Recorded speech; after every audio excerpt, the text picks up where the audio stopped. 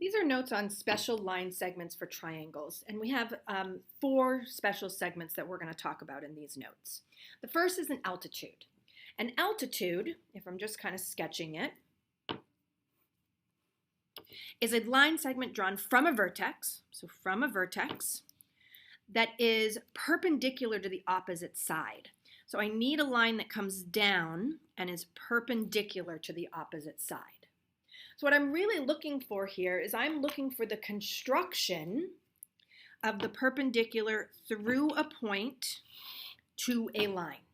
So I could go back and look at the video from Math 1 that does that, but just as a quick reminder, what I'm really going to do here is create a rhombus. So I am going to mark off on my segment here, AI. I'm going to mark off on that a particular distance, and so that from N to this point and N to this point are congruent. I now from here mark off a distance below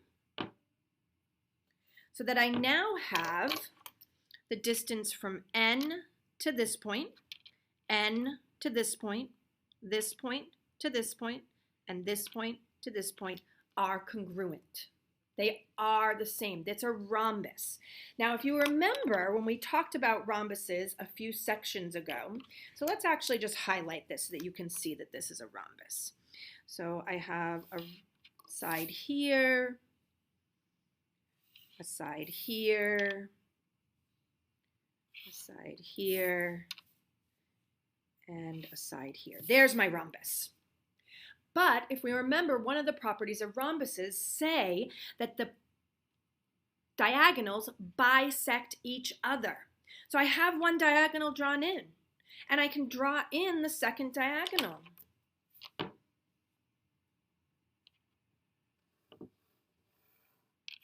And so now I have that NB is perpendicular to AI, which makes NB the altitude.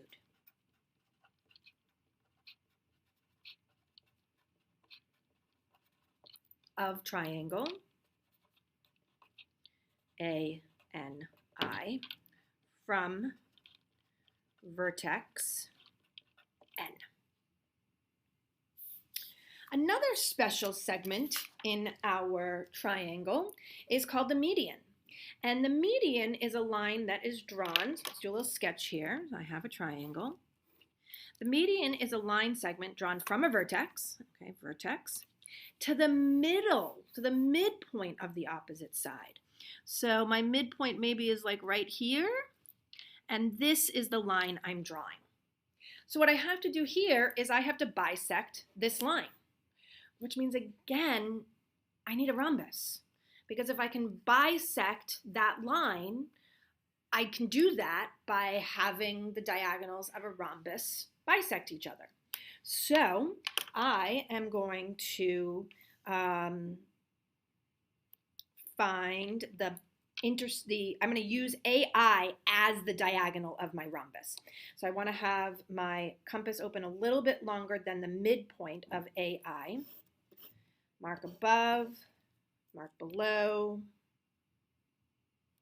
mark above, mark below. And again, I'll draw in my rhombus. So my rhombus goes from up here to A to down below to I, and I to up above. So there's my rhombus. And one of my diagonals is drawn. AI is drawn. So now I need my other diagonal.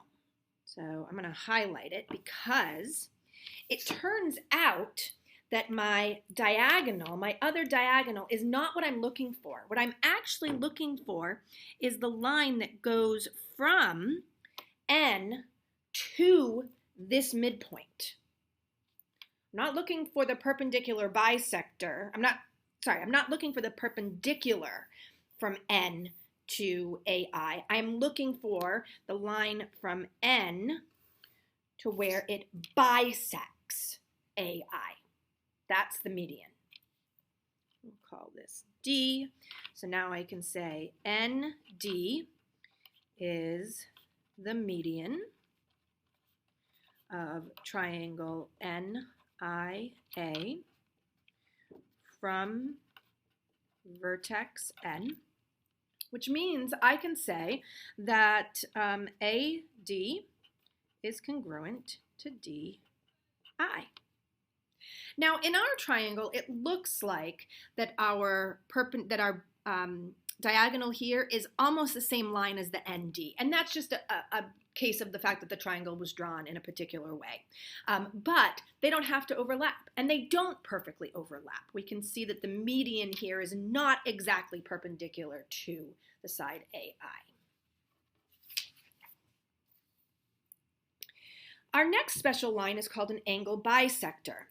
So again, let's do a little sketch here. So I have an triangle, and an angle bisector is a line segment or ray drawn from a vertex that cuts the angle in half. So I've got an angle here, and I cut it in half so that I end up with two congruent angles. So let's use this angle. And again, I'm really constructing a rhombus here because once I have the diagonals of a rhombus drawn in, I then have angles bisected, because that's what the diagonals do, they bisect. So let's use angle A this time just to do something a little different. I now have two sides of my rhombus. I'm going to draw in my third and my fourth. So let's highlight those so that we can see our rhombus again. So my rhombus goes from here to here. It already contains those two sides, and here to here. And then I want the diagonal. So, and that is what's going to cut this angle in half. So I am going to draw in the diagonal and mark these as congruent. So now we can say that AK is the angle bisector of angle A in triangle ANI, which means angle NAK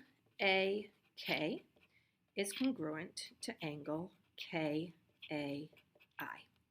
And notice how I named this angle. This angle has three angles hidden here. There's the big one, and then there's a small one, and the small one.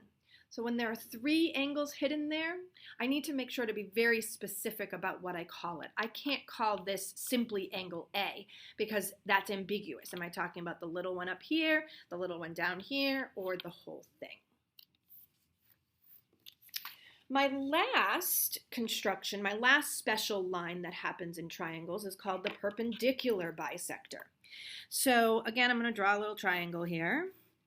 So a perpendicular bisector is a line drawn perpendicular to the side of the triangle through its midpoint. So let's say I'm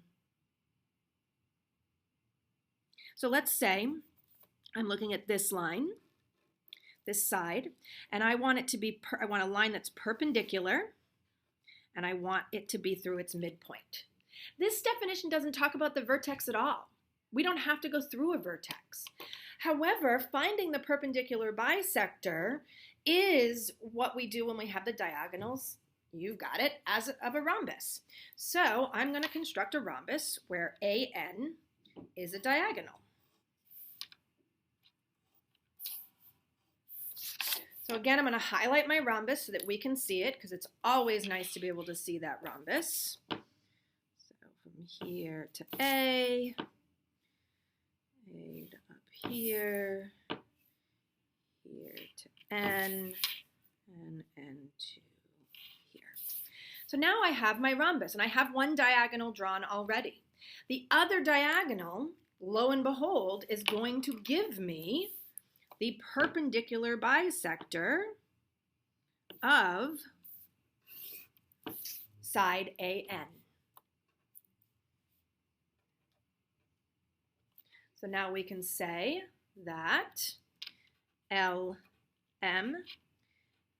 is perpendicular to AN, and LM bisects AN, which means I can say that A, call that O, is congruent to ON. And then I can mark that all of these angles are 90 degrees.